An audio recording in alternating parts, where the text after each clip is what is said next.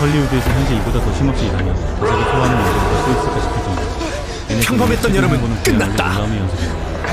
올해 들어서는 벌써 수많은 팬들이 기대하던 악마는 프라다를 연기, 이에 출연하는 권재함을 과시했고 크리스토퍼 놀란 감독의 대작 오디세이의 묵직한 존재감을 기능했습니다. 심지어 오디세이가 아직 극장가에서 간판을 내리기도 공룡 서바이벌. 그녀는 완전히 다른 장르의 분위기를 담은 새로운 영화로 오크 스트리트의 마지막 날 8월이 끊임없이 스크린에 얼굴을 비추면서도 매번 새로운 캐릭터에 완벽하게 녹아드는 그녀의 지치지 않는 열정은 감탄을 자아내기에 충분합니다. 한국과 미국 극장가에서 동시기에 8월 늦여름 시즌을 겨냥하여 개봉한 이번 신작은 바로 오크 스트리트의 마지막 날입니다. 앤 해서웨이의 경이로운 작업력은 여기서 끝이 아닙니다. 올해 가을에도 무려 2편 정도의 새로운 영화가 추가로 개봉을 기다리고 있으며 내년 개봉을 목표로 현재 촬영이 한참 진행 중인 프로젝트도 존재할 정도입니다. 이토록 몸이 10개라도 모자랄 정도로 빡빡한 스케줄을 소화하고 있는 와중에 더욱 대단하고 경이로운 사실은 그녀가 현재 셋째 아이의 출산을 앞둔 임산부라는 점입니다. 체력적으로 한계에 부딪힐 법한 상황 속에서도 작품을 향한 투혼을 불태우는 그녀의 모습은 그 자체로 한 편의 영화와 같습니다. 이번에 개봉한 오크 스트리트의 마지막 날은 사실 촬영을 마친 지 꽤 오랜 시간이 흘렀음에도 불구하고 빛을 보지 못했던 이른바 참고 영화였습니다. 한국뿐만 아니라 미국 할리우드 시스템 내에서도 여러가지 배급상의 이유나 내부 사정으로 인해 개봉이 무기한 연기되는 작품들이 종종 존재합니다. 하지만 다른 장르도 아닌 시각 특수효과 CG가 생명인 SF 장르가 오랫동안 창고에 묵혀있다가 개봉하는 경우는 결코 흔한 일이 아닙니다. 기술의 발전 속도가 워낙 빠르다 보니 개봉 시기를 놓치면 화면의 퀄리티가 금세 촌스러워 보일 수 있는 치명적인 위험을 안고 있기 때문입니다. 그럼에도 불구하고 극장에 걸렸다는 것은 작품이 정말 훌륭한 영화과 자신감이 뚜렷하다는 반증이기도 합니다. 이 작품이 SF 창고 영화의 리스크를 감수하고 관객들과 만날 수 있었던 것은 화려한 제작진과 막대한 자본이 투입된 대작이기 때문입니다. 현대사회의 평범한 마을에 거대한 공룡이 출몰한다는 기발한 설정 탓에 영화는 흔히 볼 수 있는 비극 괴수물의 정서를 띠고 있지만 실제 제작 규모는 블록버스터급을 자랑합니다. 이른바 떡밥의 제왕이자 흥행 보증 수표인 제 에이브람스가 제작자로 참여하여 극의 기획력을 높였고 팔로이 팔로즈와 언더 더 실버레이크 등으로 독특한 미장센을 선보였던 데이빗 로버트 미첼이 메가폰을 잡았습니다. 감독이 이전 독립영화 성향의 작품들과 비교하면 이번 영화는 제작비가 무려 10배 이상 훌쩍 뛴 대규모 상업 영화라는 점에서 매우 특별한 분기점이 됩니다.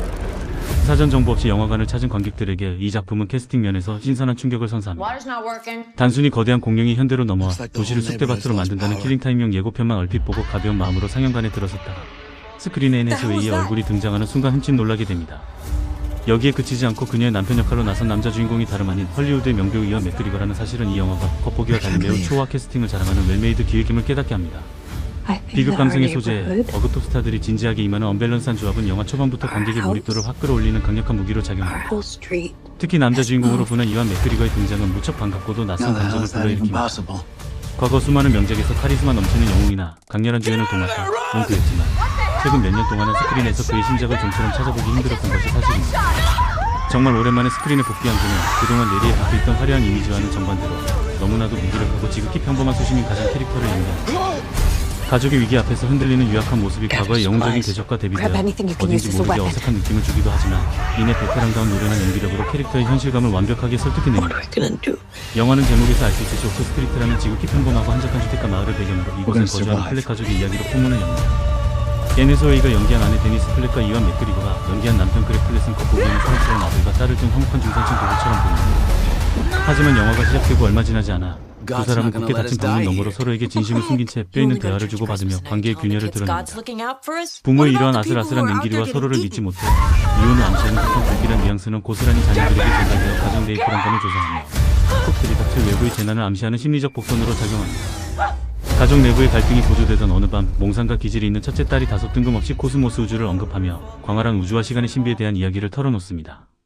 그리고 딸이 알 수 없는 독백이 신호탄이라도 된 것처럼 매일 밤마을 성공인은 정체를 알 수 없는 거대한 평범했던 여름은 끝났다. 이한 소자연적 현상들이 목격되기 시작합니다. 이유를 알 수 없는 단정과 단서가 겹치며 마을의 이성적인 시스템이 완전히 마비되고 사람들은 미세하게 세상의 공기가 달라졌다는 섬뜩한 느낌을 받게 됩니다. 모든 집과 거리의 풍경은 어제와 똑같이 그대로인데 공룡 서바이벌 오크 스트리트의 마지막 날 8월 26일 이 영화가 일반적인 괴수 블록버스터와 확연한 차별점을 가지는 지점은 철저하게 고립된 공간 설정에 있습니다. 공룡의 출몰 현상은 전 지구적인 재난이 아니라 오직 제목에 명시된 오크 스트리트라는 한정된 마을 내에서만 국지적으로 일어납니다. 도대체 어떤 이유 때문에 현대 주택가에 백악기 공룡들이 나타난 것인지에 대한 친절한 설명은 배제된 채 영화는 오직 눈앞의 포식자로부터 살아남아야 하는 가혹한 생존 게임에만 집중합니다. 마을 사람들은 끔찍한 괴물들을 피해 자동차를 타고 외부로 탈출하려 발버둥치지만 마을의 경계에는 건널 수 없는 거대한 물길이나 보이지 않는 장벽이 쳐져 있어 마치 도간에 든 쥐처럼 절망적인 상황에 놓이게 됩니다. 헐리우드에 막대한 자본이 투입되었음에도 불구하고 영화는 최첨단 무기가 동원되는 스케일 큰 영웅적 액션을 과시하지 않습니다. 철저하게 지극히 평범한 한 가족이 죽음의 공포 앞에서 과거의 앙금을 씻어내고 똘똘 뭉쳐 위기를 헤쳐나가는 생존 과정에 초점을 맞춥니다. 극중 덩치가 거대한 공룡의 머리를 동네 야구 방망이로 때려눕히려는 장면 등은 다소 어설프고 현실성이 떨어진다는 실소를 유발하기도 합니다. 하지만 총을 굳게 부여잡고 자식들을 지키기 위해 공룡을 향해 가차없이 방아쇠를 당기는 애네소웨이의 강인한 사투는 묘한 쾌감과 함께 영화를 끝까지 이끌어가는 압도적인 믿음과 에너지를 부여합니다.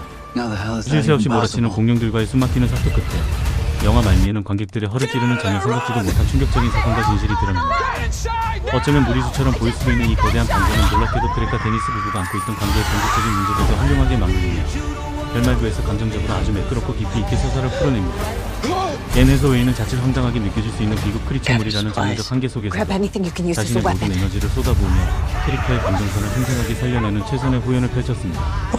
비록 전형적인 블록버스터의 화끈함을 기대한 대중들 사이에서 흥행 성적은 다소 아쉬울 수 있겠지만 신선한 장르적 쾌감과 배우들의 열연 덕분에 평단과 매니아층에게는 충분히 좋은 평가를 받는 매력적인 영화로 기억될 것입니다.